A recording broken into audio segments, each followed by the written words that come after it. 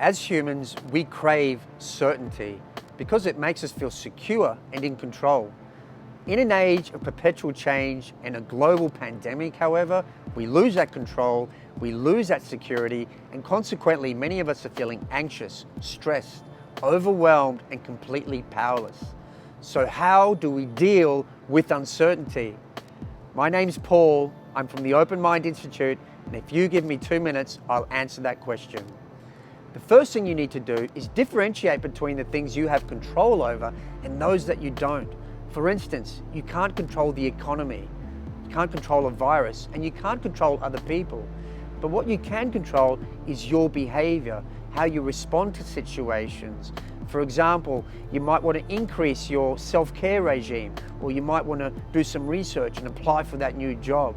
Or when it comes to your relationships, you might want to be really present and practice active listening. The next thing you should do is write down each and every limiting belief that you have right now.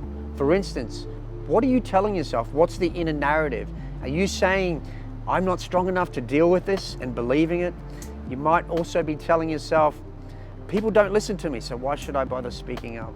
And then finally, once you've listed each and every limiting belief, I want you to ask this golden question with respect to each one, and that is, what is another way I can look at this situation? We can't control uncertainty, but what we can control is our actions, behavior, and the way we process it. And by simply looking at uncertainty as an opportunity to grow and learn from this experience, you're putting yourself in the driver's seat. You're learning from it, embracing it, and arriving at a new destination that might just be better than your last. That's it from me. Always keep an open mind.